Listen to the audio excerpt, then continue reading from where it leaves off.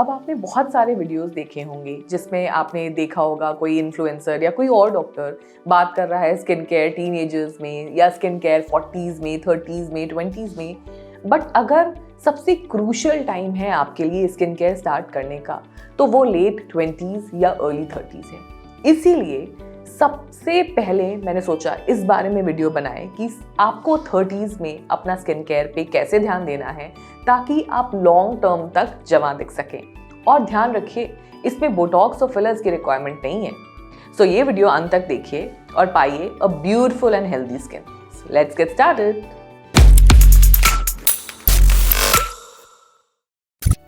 तो 30s में problem क्या होती है?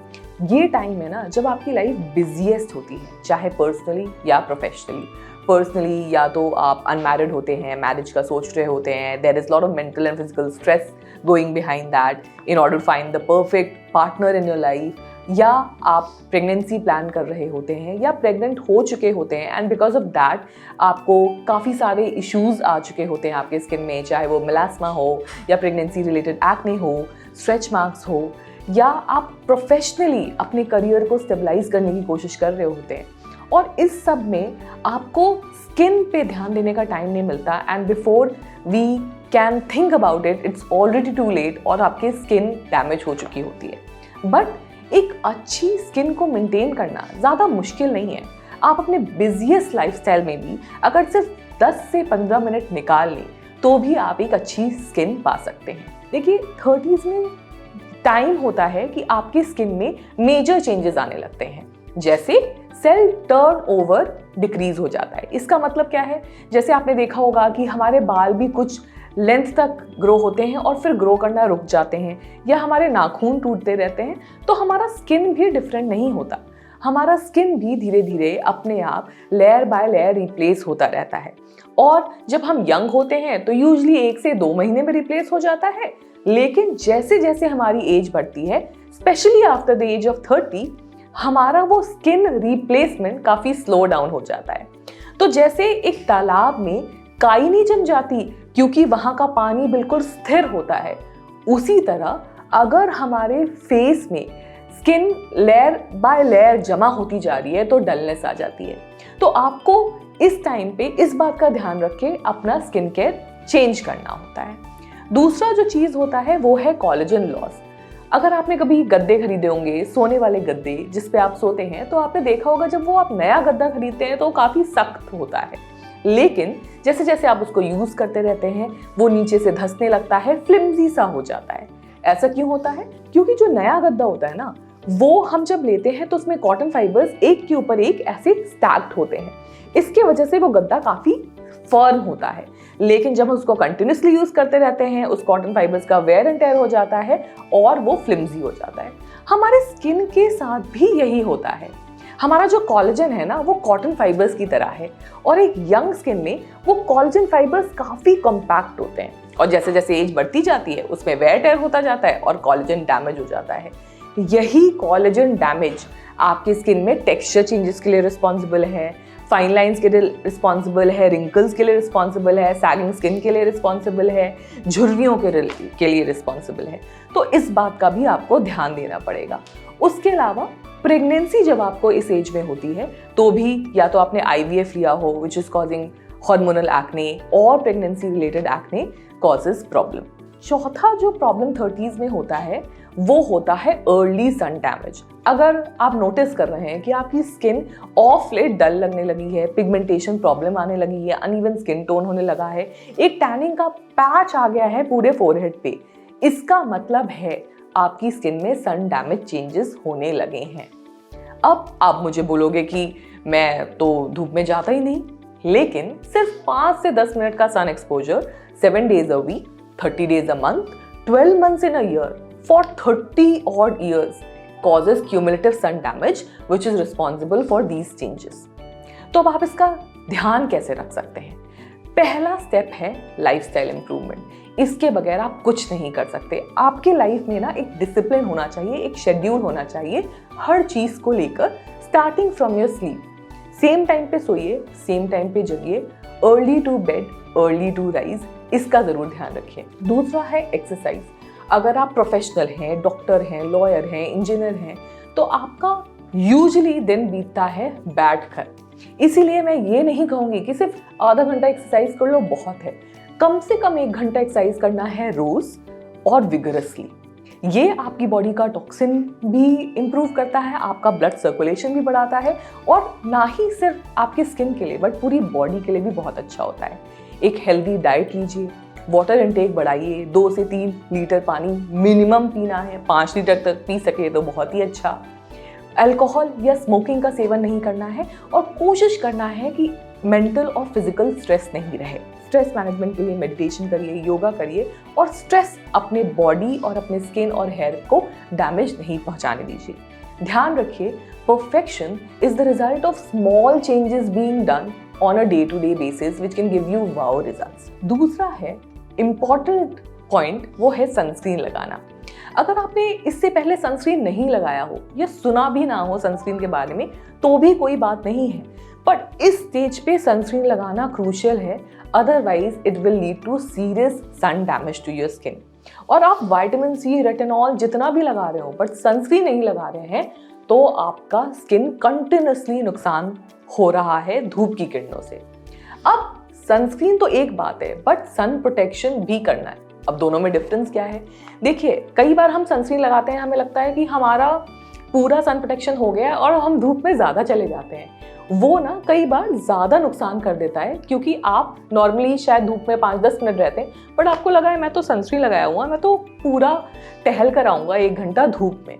नहीं, सन प्रोटेक्शन का एक पार्ट होता है सनस्क्रीन, बाकी तरीके भी सन प्रोटेक्शन के आपको फॉलो करने हैं। जैसे धूप में जाइए ही नहीं, अरे नहीं पॉसिबल है तो एटलीस्ट 10 AM to 4 PM आपको सन अवॉइड करना है। ये पीक टाइम होता है सन का, जिसमें मैक्सिमम यूवी डैमेज हो सकता है। उसके अलावा जब भी आप बाहर जाएं, चेहरा कवर करके जाएं, अम्ब्रेला लें। अगर आप स्प्लिट्सविला फॉलो कर रहे होंगे तो आपने सनी लियोनी को देखा होगा, जब भी उनका बीच लोकेशन होता है एक फैंसी सा अम्ब्रेला लेकर चल रही होती है। That is stylish also and it will protect you from sun also.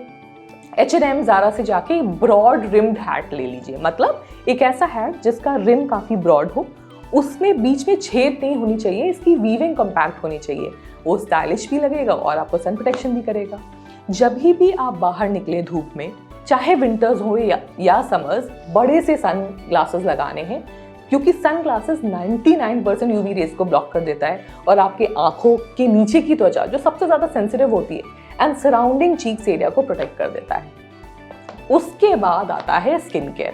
अब देखिए, मैं आपको यहाँ ये नहीं बताऊंगी कि ये फेस वॉश, मॉइस्चराइजर, सनस्क्रीन लगाना है, ये तो बेसिक स्किन केयर आपको करना ही है अपने स्किन टाइप के अकॉर्डिंग। बट 30s में विटामिन सी और रेटिनॉल का बहुत बड़ा रोल है, and go to a dermatologist and buy a reputed vitamin C and retinol brand. Vitamin C morning में लगाना है और रेटिनॉल नाइट में लगाना है। ये कोलेजन लॉस को इम्प्रूव करेगा, सन डैमेज को इम्प्रूव करेगा और इवन सेल टर्नओवर को बढ़ाएगा। दूसरा चीज़ जो आपको ऐड करना है अपने स्किन केयर में वो है AHA, BHA और पॉलीहाइड्रोक्सी एसिड। AHA मतलब alpha hydroxy acid, aged and mature skin के लिए होता है। BHA मतलब beta hydroxy acid, oily skin के लिए होता है। और पॉलीहाइड्रोक्सी एसिड सेंसिटिव स्किन के लिए होता है। ये इसीलिए इंट्रोड्यूस करना ज़रूरी है क्योंकि आपका सेल टर्नओवर कम हो गया है, जिसके वजह से आपकी स्किन लेयर बाय लेयर होती जा रही है और आपको कुछ ऐसा प्रोडक्ट चाहिए जो स्किन को एक्सफोलिएट करे, और AHA, BHA उसमें बहुत ही कारगर होते हैं। अब आप इसको चाहे सिरम्स के फॉर्म में लगाएं या फेस वॉश के फॉर्म में लगाएं या स्किन प्रोसीजर्स करें, वो आपके ऊपर है। But once in a while अगर आप एक्सफोलिएशन करेंगे तो आपकी स्किन को बहुत फायदेमंद होगा। उसके अलावा आपको ओरल सप्लीमेंट्स इंट्रोड्यूस करने हैं। ये टाइम है कि आपको ओरल सप्लीमेंटेशन स्टार्ट कर देना है। आप चाहें तो ओमेगा 3 फैटी एसिड्स ले सकते हैं, वो स्किन के लिए बहुत अच्छा है। बायोटिन हेयर के लिए बहुत अच्छा है। जिंक इम्यूनो मॉड्यूलेटर है, इम्यूनिटी स्ट्रॉन्ग करता है, ओवरऑल बॉडी के लिए बहुत अच्छा है। और vitamin D, calcium bone as well as skin के लिए अच्छा है। ये सब मल्टी विटामिन के फॉर्म में नहीं लेना है, बल्कि साइक्लिकल विटामिन थेरेपी करना है। इसका मतलब क्या है? अगर आप कोई सिंगल मल्टीविटामिन टैबलेट लेते हैं, आपके लिए, आपकी बॉडी के लिए बहुत मुश्किल होता है कि इतने सारे इंग्रेडिएंट्स एक साथ एब्जॉर्ब कर ले। साइक्लिकल विटामिन थेरेपी में क्या होता है?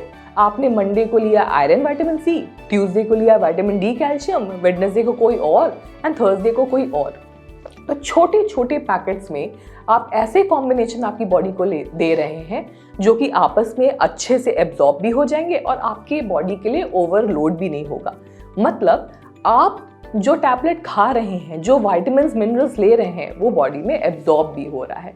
और इस टाइम पे अगर आप रेगुलर टाइम पे ये सारे ओरल सप्लीमेंट्स लेते जाएंगे तो आपका स्किन ही नहीं बल्कि पूरी बॉडी भी आपको शुक्रिया देगी। 5वां पॉइंट है मेकअप रिलेटेड। अब इस एज में ना आप अगर सोचोगे तो मैक्सिमम कंजम्पशन होता है मेकअप का।